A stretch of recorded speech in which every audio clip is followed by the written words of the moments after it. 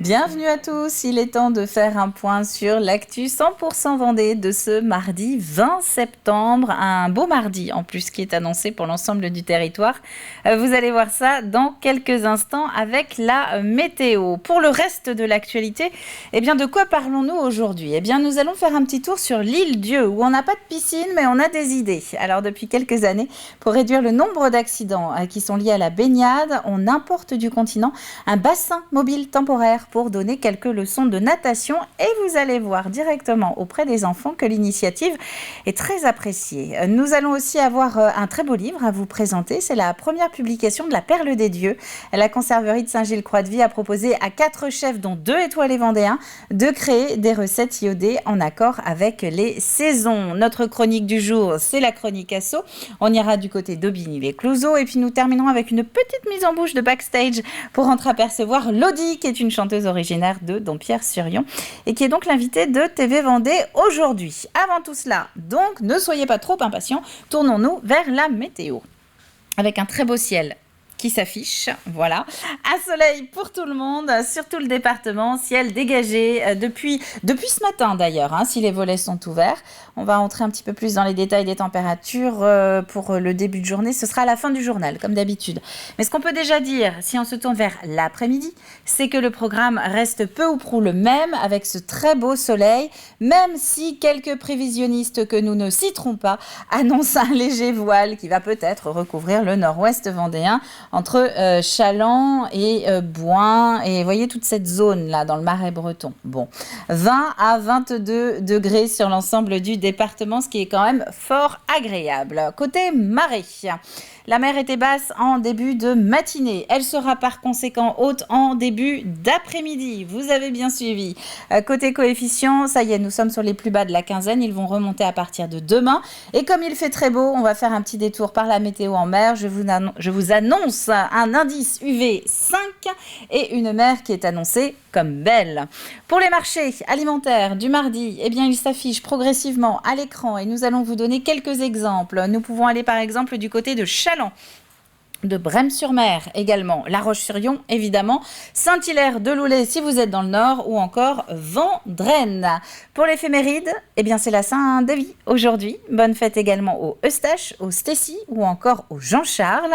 Le soleil s'est levé ce matin à 7h50. Il se couchera ce soir à 20h07. On passe au journal.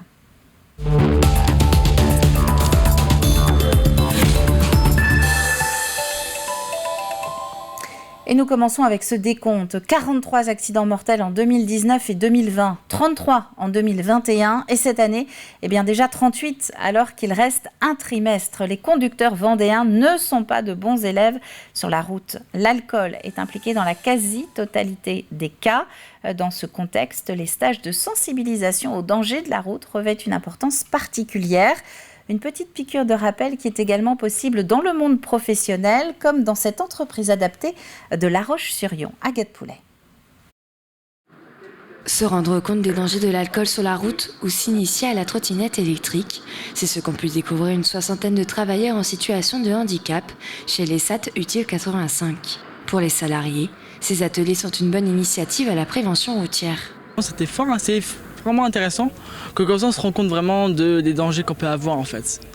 Même si après généralement on essaie de faire plus attention au maximum. Mais moi je trouve ça bien, pratique.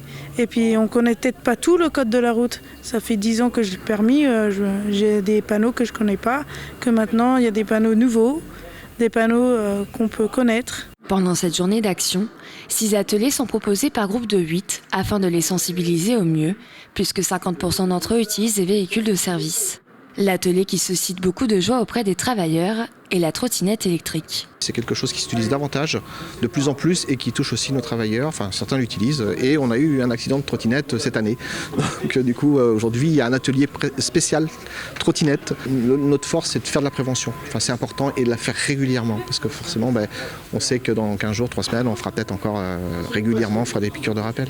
Des professionnels et bénévoles de la prévention routière ont assuré les animations afin de transmettre les bons comportements à avoir sur la route face à l'augmentation des accidents de trajet. Sur les 3 dernières années, dans les gens qui fréquentent ici l'arrêt AMS et Utile 85 en particulier, il y a eu 10 accidents de la route par exemple.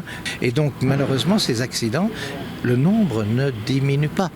Et ces accidents ont leur lot de conséquences pour la suite. Parce que si on a un accident en vélo, assistance électrique, en trottinette ou même en voiture, ça peut avoir des conséquences assez graves.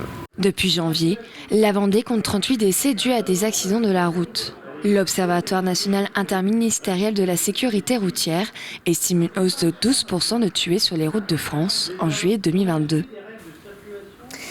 La Roche-sur-Yon, toujours avec l'Espagne, le Canada, l'Allemagne ou encore la Roumanie qui viennent de s'y donner rendez-vous pendant 2 jours. 9 pays au total réunis en séminaire, en présentiel ou encore à distance pour travailler sur le bénévolat et le sport qu'on dit en accès libre, comme les pistes cyclables par exemple. Des rencontres qui ont été organisées dans le cadre des Jeux Olympiques 2024 avec plusieurs ateliers qui doivent maintenant donner lieu à des rencontres avec le grand public pour faire des propositions. Un qui travaille donc sur ces fameuses écoles municipales du sport. On en a une autre qui travaille sur une charte justement qui unirait nos villes sur des objectifs à atteindre jusqu'en 2024. Donc pour ne pas se repartir chacun chez soi en se disant c'était très bien et maintenant on verra ce qu'il en fait. Non, on écrit une charte et on va pouvoir la suivre jusqu'en 2024. Date des Jeux Olympiques, donc c'était symbolique aussi. Et puis le dernier atelier, c'est sur le parcours d'intégration d'un bénévole, puisque justement pour répondre à cette question, que faire suite à la crise entre guillemets du bénévolat, eh bien un groupe est en train de travailler sur le parcours d'intégration du bénévole pour qu'il ait vraiment envie de venir en sachant à quoi il va participer. Et puisqu'on parle du bénévolat, c'est justement un sujet que nous allons aborder dans les chroniques après le journal La crise du bénévolat qui concerne un petit peu toutes les associations actuellement en Vendée.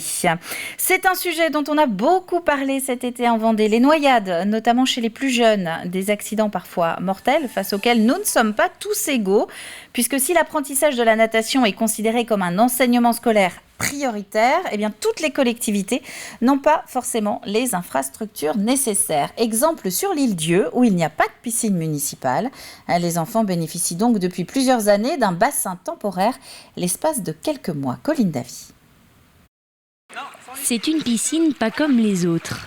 Sur l'île Dieu, les enfants apprennent à nager dans un bassin mobile, une solution du dispositif mis en place par l'État pour prévenir les noyades. Mathis, on fait pas les jambes, hein ? Dans le dispositif J'apprends à nager, il y avait la possibilité d'avoir et d'investir dans des bassins mobiles pour des zones carencées en bassin. On a des territoires en France et en Pays de la Loire carencés, donc il n'y a pas de piscine, donc les enfants ne peuvent pas apprendre à nager. Problème réglé.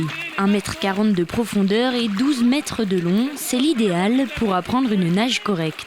Ah oui, c'était un sacré besoin parce qu'en fait, les enfants, même s'ils sont entourés d'eau, ne savent pas très bien nager. Et donc, on est obligé d'aller sur le continent, de prendre des cours sur le continent, de prendre une journée, beaucoup de fatigue pour les petits. Donc, non, c'était vraiment infernal. Ça répondait vraiment à un besoin. En fait, les enfants de l'île Dieu, ils savent un peu nager, c'est-à-dire qu'ils se débrouillent dans les vagues, mais ils ne savent pas faire une nage pour aller à l'école, par exemple en seconde. Ils se retrouvaient en seconde et ils ne savaient pas vraiment bien nager. Et les enfants en sont eux-mêmes plus que ravis. Oui, je me sens très chanceuse, c'est une grande chance. C'est trop bien pour apprendre à nager, c'est plus facile que dans la mer. Déjà, moi, j'aime pas trop les algues. C'est plus chaud de la mer, vu la mer, elle est très froide. Et c'est bien pour apprendre à nager. La mer, il y a du courant. Et donc ça peut être dangereux. Génial! Mais ils l'enlèvent en hiver, donc c'est triste. Destiné aux scolaires en mai, juin et septembre et aux centres aérés en juillet et août, 473 îlets ont pu bénéficier du bassin pour des résultats déjà perceptibles. Je tourne la tête, j'inspire rapidement. Avec ce bassin chauffé proche de l'établissement, ce sont vraiment les conditions idéales. Et effectivement, on voit, puisqu'on est sur la 3e saison, que des élèves qui ont bénéficié des cours lorsqu'ils étaient en primaire arrivent au collège déjà avec une bonne pratique de la natation. Le bassin sera vidé à la fin du mois, mais il devrait de nouveau être monté en mai prochain pour les futures générations.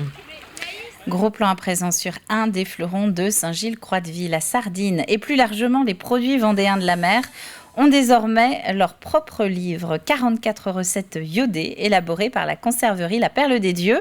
L'entreprise a été épaulée par 4 grands chefs, dont 2 étoilés vendéens. Et pour la présentation de ce livre, quoi de mieux qu'une démonstration ? Alexandre Lenaour.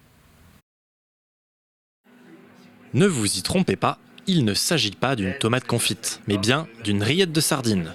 Mélangée avec de la salicorne, des cristes marines ou encore des échalotes, la rillette est en fait moulée dans une bille trempée dans une gelée de poivron. Ajoutez du bleuet ou encore de la capucine et vous tenez là l'une des 44 recettes compilées dans un livre coproduit entre la Perle des Dieux et 4 grands chefs. L'idée, pouvoir sublimer les poissons de la conserverie comme le maquereau, le thon et donc aussi la sardine. Depuis plusieurs années déjà, l'idée d'un livre mijotait doucement dans l'esprit de la conserverie vendéenne. Ça fait 4 ans ou 5 ans qu'on fait des recettes en fait avec des artistes culinaires, des photographes culinaires. On en a accumulé un certain nombre et à un moment donné on s'est dit ça serait sympa de les synthétiser dans un livre qui présenterait tout ça.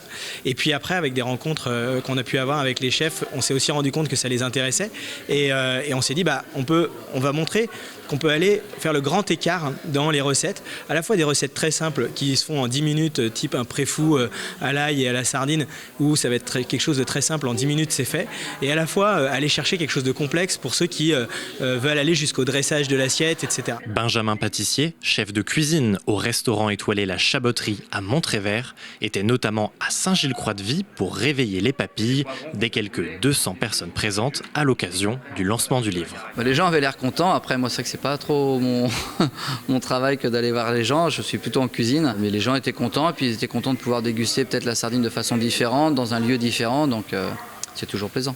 C'est des associations qu'on peut déjà faire au quotidien ou qu'on fait suivant les saisons. On avait une recette avec de l'asperge et de la sardine, voilà. C'est des choses que nous on peut déjà faire ou qu'on fait sur les cartes prochaines. Les démonstrations et dégustations proposées par le chef semblent en tout cas avoir ravi les Gilocruciens, à l'image de Pauline Sépan. Surtout, c'est l'imagination qu'il a eue avec si peu de produits, même si des produits nobles. En fait, c'est vraiment cette imagination à faire des petites boules et à les faire tremper. En fait, je me dis, moi qui aime bien cuisiner, mais ça n'a absolument rien à voir avec ce qu'il a proposé, quoi. C'est incroyable, vraiment. Pour découvrir les 44 recettes concoctées, la Perle des Dieux vous donne dès à présent rendez-vous en boutique et en librairie à partir du 1er octobre prochain. Dans le détail, mes recettes iodées au fil des saisons, c'est donc par La Perle des Dieux et c'est aux éditions Marie-Claire. Quelques images ensuite d'un musée peu commun. C'était d'ailleurs une première dans le Grand Ouest lors de son lancement en 2019 et c'était alors au cœur de la médiathèque de Saint-Jean-de-Mont, la Microfolie a désormais pris ses quartiers dans la maison intercommunale des services publics de la ville, un musée numérique qui permet une première approche de notre patrimoine culturel artistique. Toutes les microfolies, elles comprennent un musée numérique. Donc c'est un écran et des tablettes qui sont reliés. Et l'idée, c'est de projeter des œuvres d'art, donc au départ de musées nationaux comme le Louvre, le Château de Versailles, la Philharmonie. Et grâce aux tablettes, en fait, on va avoir des informations complémentaires sur les œuvres projetées. Maintenant, on a 8 collections, donc on a aussi bien des œuvres nationales, régionales, étrangères. On a un petit peu de tout et plus de, 1500 œuvres maintenant dans le musée numérique. Ça remplacera jamais un musée traditionnel, mais ça permet de susciter un premier intérêt au plus proche de ce soi. Et la Microfolie de Saint-Jean-de-Mont ne se limite pas aux œuvres d'art puisqu'elle est complétée d'un Fab Lab, un laboratoire qui met à disposition des outils numériques comme une brodeuse ou une imprimante 3D. Des robots sont aussi proposés pour s'initier à la programmation. Voilà pour l'actualité du jour. On va terminer avec les prévisions météo détaillées pour ce début de journée. Avec, comme hier, vous le voyez, un très beau soleil, c'est ce qu'on disait il y a quelques instants, mais également un petit peu de fraîcheur pour commencer la journée. Ça va évidemment se réchauffer au fil des heures. Un petit vent de nord-est qui va se renforcer lui aussi au fil du temps. Si on suit le soleil donc d'est en ouest, on a eu 8 degrés au réveil dans les terres avec toujours cette petite bulle un peu plus chaude autour de Fontenay-le-Comte et du Marais Poitevin. 7 dans le centre, de nouveau 8 sur le littoral et jusqu'à 13, cette fameuse douceur insulaire. Fin de ce flash, il est temps maintenant de retrouver nos chroniques du jour avec au programme, tout d'abord, vous allez l'entendre, la très grosse inquiétude des collectivités vendéennes face aux factures d'énergie qui augmentent comme jamais.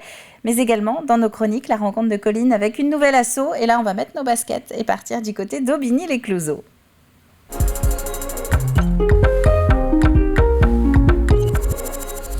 Et nous commençons donc avec ce cri d'alarme qui a été lancé début septembre par le département, par des collectivités ou encore par des chefs d'entreprise. Comme pour les particuliers, les factures d'énergie augmentent à ceci près qu'il n'existe pas de bouclier tarifaire pour toutes ces structures. Elles augmentent donc très vite et de manière exponentielle. Donc si rien ne change, eh bien les fins de mois pour les communes et les entreprises vendéennes vont être très compliquées. Écoutez.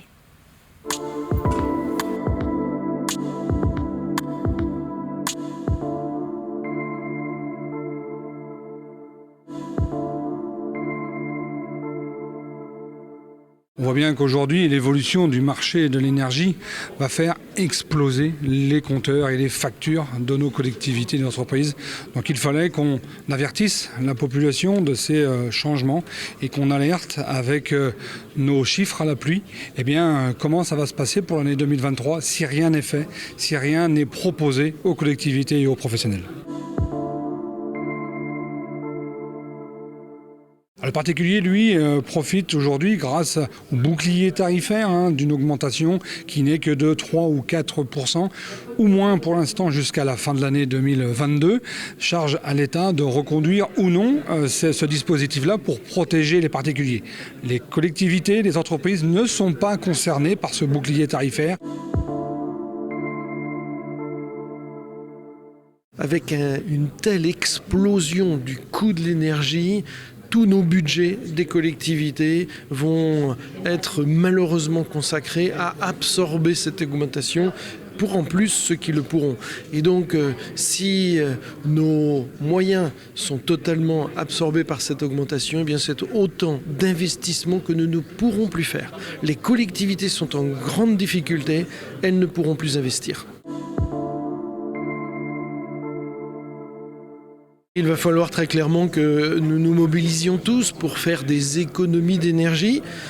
Très clairement, j'ai eu l'occasion de le dire, j'ai travaillé avec Madame la directrice académique pour que dans nos collèges, par exemple, eh bien, nous puissions diminuer la température de nos classes en demandant aux familles peut-être que nos enfants aient un gilet supplémentaire. Il faut que nous nous mobilisions tous. Ce n'est pas le sujet des autres, c'est le nôtre.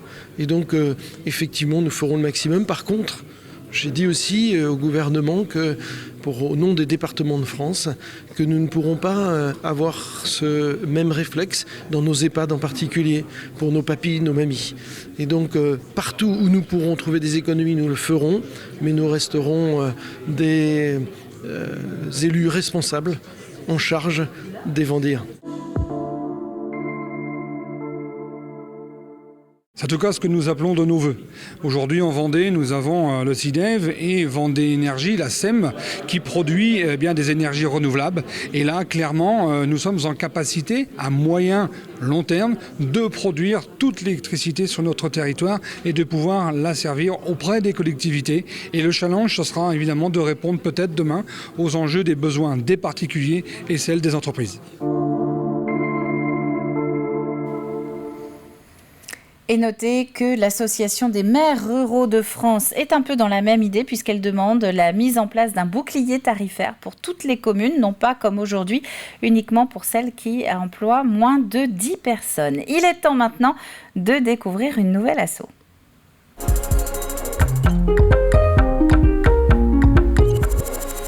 Et nous allons prendre la direction d'Aubigny-les-Clouseaux, au Clouseaux, même plus précisément, où se préparent les Virades de l'Espoir. Le rendez-vous, c'est ce week-end et profitez-en, car vous allez l'entendre avec Colline et son invité. Si personne ne reprend la main au sein de l'association Vaincre la Muco, eh bien c'est la toute dernière fois qu'elles seront organisées en Vendée. Bonjour la Vendée, aujourd'hui on se retrouve sur le terrain des Clouseaux parce que c'est ici qu'auront lieu les Virades de l'Espoir. Et pour en parler, je suis aujourd'hui avec Manon Granet. Bonjour. Bonjour. Manon Granet qui représente l'association Vaincre la mucoviscidose. Alors, est-ce que vous pouvez nous parler un petit peu de ce que c'est que cette association? Alors, l'association Vaincre la muco est destinée aux patients atteints de mucoviscidose pour avancer dans la recherche et pour sensibiliser au maximum sur la pathologie, sachant que c'est la maladie génétique la plus répandue en Europe. Il faut compter à peu près 8000 patients en France. Donc voilà, il faut avancer un petit peu dans la recherche pour pouvoir éventuellement un jour guérir de la pathologie. Et donc pour guérir de cette pathologie, il faut des dons pour la recherche. Et donc pour ça, il y a les Virades de l'Espoir, c'est ça? C'est ça, notamment les Virades de l'Espoir qui est la manifestation sportive la plus connue de l'association et qui finance énormément de projets de recherche ou de postes en milieu hospitalier. Donc c'est un événement extrêmement important pour l'association. Elles auront lieu sur le parcours sous nos pieds actuellement, c'est ça? Et elles auront bien lieu cette année, ça c'est sûr, mais l'année prochaine, par contre, c'est moins sûr. Effectivement, il n'y a pas de successeur à Joël Thomas, qui est représentant départemental et organisateur de Virades depuis 14 ans. Il cède sa place et pour l'instant, personne ne s'est manifesté pour organiser les Virades de l'année 2023. Donc si vous aussi, vous voulez que ces Virades perdurent pour la bonne cause, c'est tout simple, il s'agit de contacter l'association Vaincre la mucoviscidose et les coordonnées vont s'afficher juste en dessous de nous.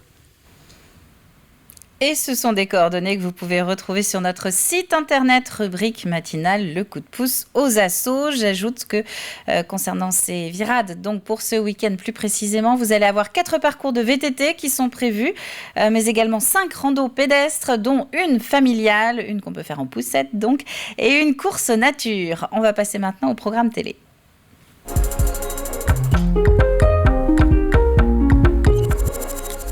Et avec notre extrait du jour qui vous donne un petit aperçu de ce que vous allez pouvoir découvrir sur l'antenne de TV Vendée au cours des prochaines heures, il y a ce petit détour par le plateau de Backstage puisque David Auvinet reçoit la chanteuse Lodi. Elle est originaire de Dompierre-sur-Yon comme TV Vendée et Lodi sort son premier album solo.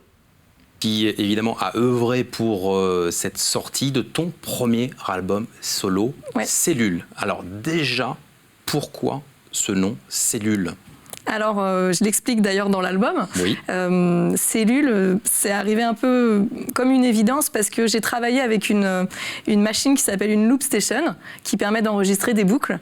Et donc, ces boucles-là, en musique, on peut appeler ça aussi des cellules musicales.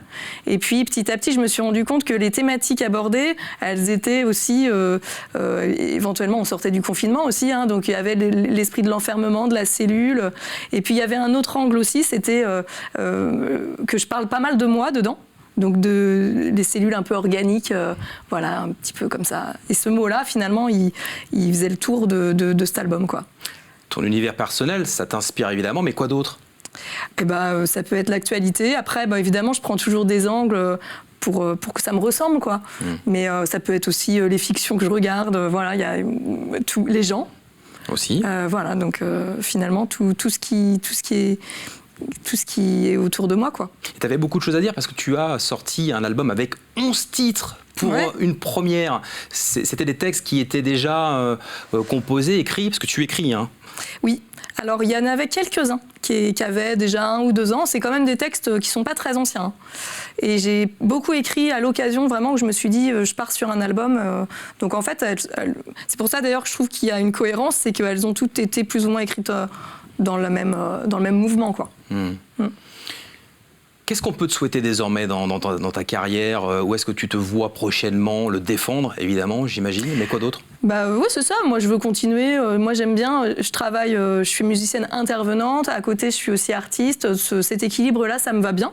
Continuer à être heureuse là-dedans, moi, ça me va. À transmettre aussi ta passion de la musique auprès d'élèves, puisque tu enseignes aux herbiers, c'est ça? Et tu as envie de continuer à transmettre. Tu as certainement encore beaucoup de choses à dire. Oui, exactement. Donc après celui-là, peut-être un prochain album. Et puis évidemment, peut-être dans la région, avoir l'occasion de jouer dans différents lieux, ce serait super, quoi. Et c'est donc un épisode de Backstage que vous allez pouvoir retrouver en intégralité tout au long de la journée sur TV Vendée, mais également à la demande sur nos différentes plateformes. Quant à nous, nous passons au jeu.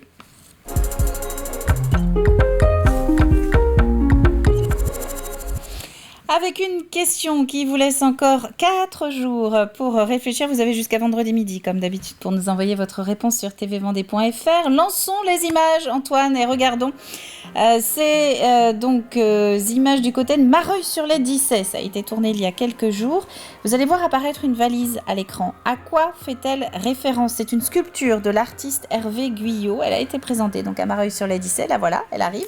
À quoi fait référence cette valise sculpture de l'artiste Hervé Guyot? Indice du jour, Vendée, terre d'accueil.